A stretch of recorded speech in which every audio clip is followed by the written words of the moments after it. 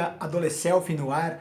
No mundo tecnológico em que nós vivemos, temos acesso a quase tudo através dos controles remotos. Mas também corremos o risco de termos a nossa vida controlada por coisas externas à nossa vontade.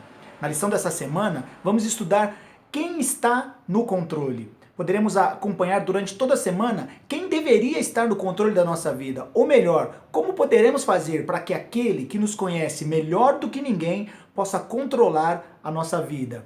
Fique conosco, nos acompanhe durante toda a semana no Adolescelf. Um bom dia a todos, um feliz sábado, fiquem com Deus, nós nos vemos amanhã no Adolescelf.